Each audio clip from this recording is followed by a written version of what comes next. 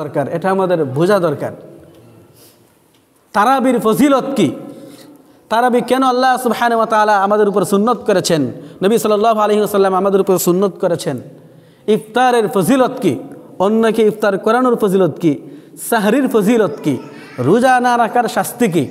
আমাদেরকে এই মৌলিক কয়েকটা বিষয় আমাদেরকে জানতে হবে।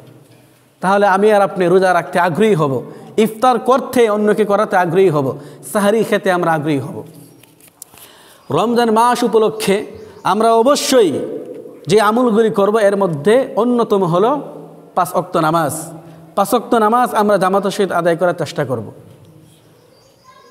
এর চেয়েও সবচেয়ে উল্লেখযোগ্য হলো সারা রমজান মাসে যেন আমার আপনার কারো ধারা যেন কোনো গুনাহ না হয়। তো রমজানের পুরো রমজান মাসে প্রথম টার্গেট হলো, প্রথম লক্ষ্য হলো, উদ্দেশ্য হলো আমার আপনার যেন আমার আপনার দ্বারা ইচ্ছাকৃত তো দূরের কথা, ভুলেও যেন আমার আপনার ধারা কোনো একটা গুনাহ না হয়। এটা হলো প্রথম আমাদের উদ্দেশ্য, প্রথম লক্ষ্য পুরো রমজান মাসে, যেটা গত জুমায় আমি বলেছিলাম। দ্বিতীয় হলো যেন আমার আপনার দ্বারা পুরো রমজান মাসে কোনো এক ওয়াক্ত নামাজও কাজা না হয়ে যায়, এ ব্যাপারে আমরা সর্বাত্মক চেষ্টা করব। তো দুটি আমল, নাম্বার 1 যেন পুরো রমজান মাসে আমার দ্বারা কোনো গুনাহ না হয়ে যায়, এজন্য বেশি বেশি ইস্তেগফার করব, তাওবা করব। দ্বিতীয়ত যেন 5 ওয়াক্ত নামাজে কোনো এক ওয়াক্ত নামাজও যেন আমার দ্বারা কাজা না হয়ে যায়। এই বিষয়গুলি শুধু রমজান মাসে নয়, সারা বছরেই আবশ্যক কর্তব্য। রমজান মাস উপলক্ষে আমাদেরকে অন্তত 6টা বিষয় সম্পর্কে জানতে হবে। নাম্বার 1 রোজার ফজিলত কি? নাম্বার 2 তারাবির ফজিলত কি? নাম্বার 3 ইফতারের সাহরির ফজিলত কি? নাম্বার 4 ইফতারের ফজিলত কি? নাম্বার 5 অন্যকে ইফতার করানোর ফজিলত কি? নাম্বার 6 রোজা না রাখার শাস্তি কি? এই 6টা বিষয় সম্পর্কে আমাদের মোটামুটি ধারণা নিতে হবে। কারণ আমরা অনেকেই এমন আছি রোজা রাখি, তারাবি নামাজ আদায় করি না। অনেকেই আবার সাহারি খাবার নিয়মিত সাহারি খায় না। বলি অনেকে আছি যে অনেকে এই বর্তমান সময়ে অনেকেরই নিয়মে থাকে যে 1 ওয়াক্ত খেতে হবে, যার কারণে দেখা যায় কেউ সাহারি খাইলে, কেউ যদি প্রথম রাত্রে খায় তা সাহারি খেতে চায় না, মানে তেমন একটা গুরুত্ব দেয় না সাহারি খাওয়াটাকে। অথচ সাহারি খাওয়াতে রয়েছে বরকত, সাহারি খাওয়াটা নবী সাল্লাল্লাহু আলাইহি ওয়াসাল্লামের সুন্নত। ঠিক তদরূপ আমরা ইফতারের ক্ষেত্রেও তেমন একটা গুরুত্ব দিই না। আমাদের বাসার মা বোনেরা যারা রয়েছেন তারা ইফতারের ক্ষেত্রে, আমরা ইফতারের সময় নির্দিষ্ট ইফতারের সময়, সেই ইফতারের সময় আমরা ইফতার করি না, 1 ডুব পানি পান করে আবার কাজ শুরু করে দেয়, অন্য সময় ইফতার করি, মানে তেমন একটা গুরুত্ব দিই না, সুন্নত সহকারে আমরা কাজগুলি করি না। কিন্তু এই সবগুলি বিষয় সওয়াবের পরিপূর্ণ, খুবই গুরুত্বপূর্ণ। এই জন্য আমি খুব সংক্ষেপে বলার চেষ্টা করবো, কারণ 1:15 হয়ে গেছে।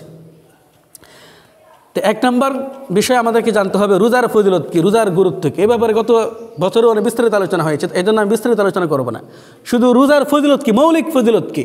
রোজার মৌলিক ফজিলত হলো কোনো ব্যক্তি যদি সারা বছর সারা মাস আমরা রোজা রেখে রমজানের রোজা আদায় করি, সওয়াবের নিয়তে ইমানের সাথে, ইমান রাখা অবস্থায় সওয়াবের আশায় যদি আমরা পুরো রমজান মাস রোজা রাখি, তাহলে 1 নম্বর ফজিলত হলো আল্লাহ সুবহানাহু ওয়া তাআলা আমার আর আপনার পেছনের অতীতের সগীরা গুনাহগুলি আল্লাহ সুবহানাহু ওয়া তাআলা মাফ করে দেবেন।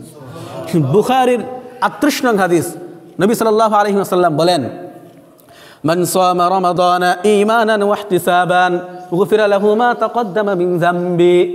বুখারীর 38 নং হাদিস, নবী সাল্লাল্লাহু আলাইহি ওয়াসাল্লাম বলেছেন, যে ব্যক্তি ঈমানের সাথে সওয়াবের আশায় সারা মাস রমজানের রোজা রাখবে, আল্লাহ সুবহানাহু ওয়া তাআলা তার অতীতের সগীরা গুনাহগুলো মাফ করে দিবেন। তো রোজার 1 নম্বর ফজিলত হলো আমার আপনার অতীতের সগীরা গুনাহগুলো আল্লাহ সুবহানাহু ওয়া তাআলা মাফ করে দিবেন। রোজার দ্বিতীয় ফজিলত হলো রোজা হলো জাহান্নাম থেকে ঢাল স্বরূপ। রোজা রোজাদারকে জাহান্নাম থেকে রক্ষা করবে, জাহান্নাম থেকে বাঁচাবে।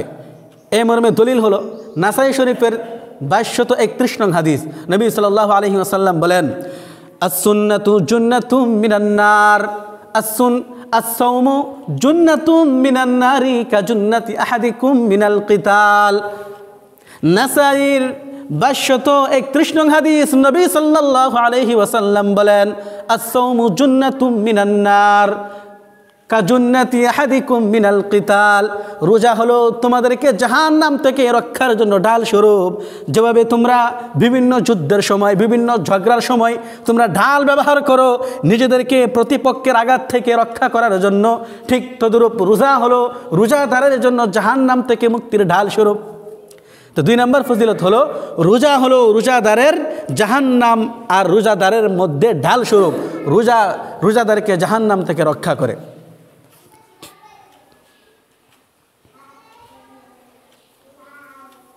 তৃতীয় ফজিলত, যেই ফজিলতটা রোজার জন্যই খাস, রোজার সাথে নির্দিষ্ট, যেই ফজিলতটা অন্য কোনো আমলের মধ্যে পাওয়া যায় না, সেই ফজিলতটা কি?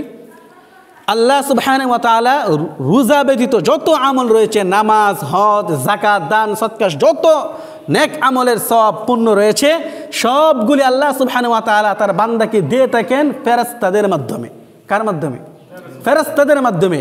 কিন্তু রোজার প্রতিদান একমাত্র আল্লাহ সুবহানাহু ওয়া তাআলা তার নিজ হাতে দিয়ে থাকেন। এটা হলো রোজার অন্যতম ফজিলত, যেই ফজিলতটা অন্য কোনো ইবাদতের ক্ষেত্রে গ্রহণযোগ্য নয়, পাওয়া যায় না। তো রোজার অন্যতম ফজিলত হলো রোজা ভিন্ন অন্য সকল আমলের প্রতিদান আল্লাহ ফেরেশতাদের মাধ্যমে দান করেন। আর রোজার প্রতিদান স্বয়ং আল্লাহ সুবহানাহু ওয়া তাআলা তার নিজ হাতে বান্দাকে দান করেন। এর কারণটা কি? রোজার প্রতিদানটা আল্লাহ নিজ হাতে তার বান্দাকে দান করেন। কারণ কি?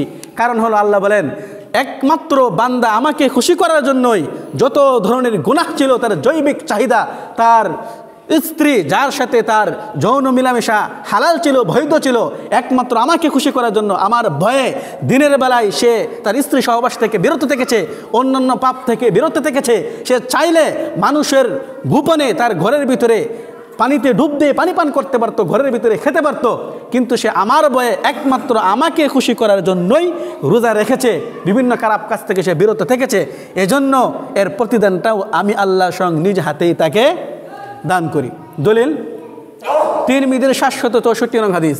আল্লাহ সুবহানাহু ওয়া তাআলা এখানে বলেন, আস-সাওমু লি ওয়া আনা আজজি বিহি।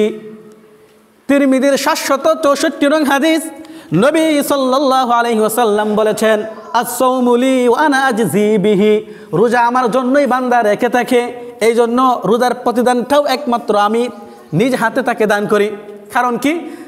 নবীজি বলেন, কারণ হলো ইয়াদাউ শাহওয়াতাহু আকলাহু ওয়া শুরবাহু লিআজলি, কারণ হলো বান্দা তার বৈধ স্ত্রী মেলামেশা, তার যত অপরাধ ছিল সকল ধরনের অপরাধ থেকে সে বিরত থাকে, সে খানাপিনা আহার থেকে বিরত থাকে, একমাত্র আমি আল্লাহকে খুশি করার জন্য, একমাত্র আমি আল্লাহর জন্যই।